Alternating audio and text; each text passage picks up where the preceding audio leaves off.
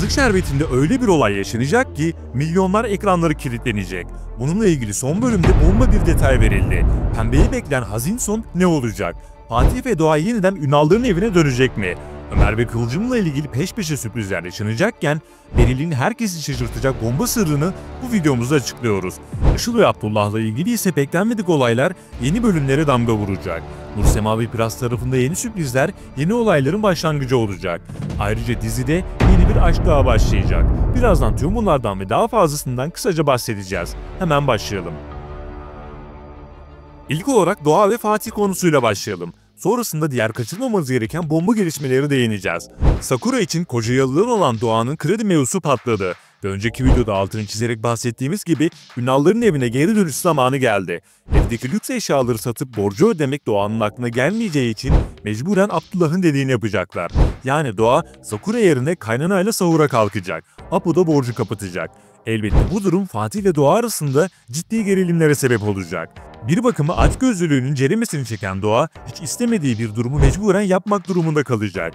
Doğa ile Fatih'in yeniden Ünal'ların evine dönüşü ise büyük ses getirecek. Başta Pembe bunu çok sevinecek. Sonrasında yine kaos dolu, gerilim dolu anlar bizleri bekliyor olacak. Kısacası Doğa hem Fatih'in tepkisini çekecek hem de Ünal'ların evine yeniden dönecek. Kısa sürede yaşadığı ultra lüks hayat ise sadece bir anı olarak kalacak. Üstelik Asude ile işbirliği yapan Nilay kısa süre sonra köşeye dönüp Doğa'yı hava atarsa şaşırmayız. Şimdi gelelim milyonları ekranları kilitleyecek bomba olayı ve diğer gelişmelere. Nilay'ın Abdullah ve Işıl ilişkisini öğrenmesi beklediğimiz gibi herkesi geri dönüşü olmayan bir yola sokacak. Pembe bunu çok kısa süre içinde öğrenecek ve tam anlamıyla kıyametler kopacak. Pembeyi bekleyen hazin son ise içler acısı olacak. Geçtiğimiz bölümde Pembe, Nursema'yı kolundan tutarak evden dışarı atmıştı ve zor durumda bırakmıştı. İşte tıpkı Pembe'nin Nursema'yı kolundan tutup dışarı atması gibi Işıl da 2-3 bölüme kadar aynısını Pembe'ye yapacak ve kolundan tutup dışarı atacak. Bir bakıma Pembe'nin Nursema'ya ettiği beddualar kendisini bulacak. Üstelik Işıl çok kararlı ve planları tıkır tıkır işliyor. İlişkisini herkesin öğrenmesini istiyordu ve durumlar tam da istediği gibi ilerleyecek. Abdullah da zaten her koşulda Işıl'ın arkasında duracağını söylemişti. Kısacası yakında Işıl, vakti zamanında Alev'in dediği gibi o evin hanımı olacak. Asude zaten yeni metres yolda diyerek sinyali vermişti. Pembeyi ise hüsran dolu kötü günler bekliyor olacak. Bu defa Abdullah ve Pembe'nin ayrılması beklenecek. Diğer türlü senaryo kendini tekrar etmiş olur. Böyle bir durumda Abdullah da yalnız kalmış olacak. Çünkü çocukları dahil herkes ona sırtını dönecektir. Eğer maddi gücünü de kaybederse kendisini sırf zengin olduğu için seven Işıl'dan da tekmeyi yer. Bunları bir köşeye yazalım. Diğer yandan Firaz ve Nursema durumları düzeltmeye başlayacaklar.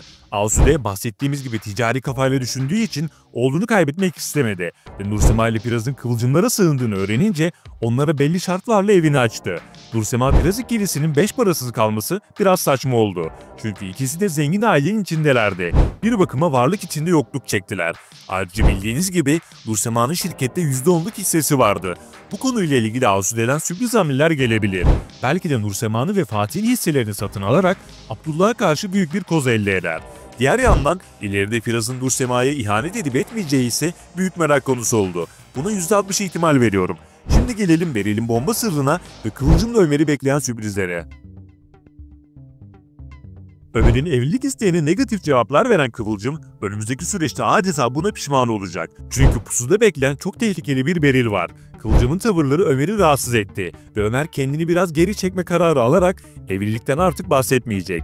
Bebeğin cinsiyetini öğrenen bu ikili heyecan ve sevinci bir arada yaşarken Beril yavaştan planlarını yapacak. Beril'in sırrı muhtemelen Cemal ile ilgili olacak. Beril, Cemal'in ya ablası ya da kardeşi çıkarsa şaşırmayız. Cemal geçmişte Kıvılcım'dan istediğini alamamıştı ve kendince hayatı alt üst olmuştu. Beril de intikam için gelerek hedefine Kıvılcım'ı koydu. Ki zaten asıl hedefinin Kıvılcım olduğunu net bir şekilde gördük. Üstelik bir ruh hastası gibi kendini Kıvılcım'a benzetmeye çalıştı. Saçı, makyajı ve diğer tavırlarıyla adeta Kıvılcım gibi olmaya çalışıyor. Bu nedenle Ömer'e de kancayı takacaktır. Kısacası yeni psikopat karakterimiz Beril, Kıvılcım'a çok kötü sürprizler yaşatacak. Bunların yanı sıra dizide yeni bir aşkın sinyalleri verildi. Yeni bir iş modeline atılan Metehan, daha ilk dakikadan Defne ile muhabbet ortamı kurdu ve kısa süre sonra bu ikili arasında sürpriz bir aşkın başlaması bekleniyor. Dizinin psikoloğu Mary ise Özkan'la samimiyeti iyice ilerletecek ancak büyük bir kazık yedikten sonra bunalım dolu bir döneme girecek. Peki siz dizideki senaryolarla ve gidişatla ilgili neler düşünüyorsunuz? Doğa ve Fatih senaryosunda kim haklı? Nursema ve Firaz evliliğini destekliyor musunuz? Pembe bir kez daha aldatılmayı hak etti mi? Ömer ve Kıvılcım sizce de hemen evlenmeli miydi? Fikir ve düşüncelerinizi yorumlarda mutlaka belirtin. Yeni videoları kaçırmamak ve anında izlemek için abone olup bildirimleri açabilirsiniz. Bir sonraki videomuzda görüşmek üzere.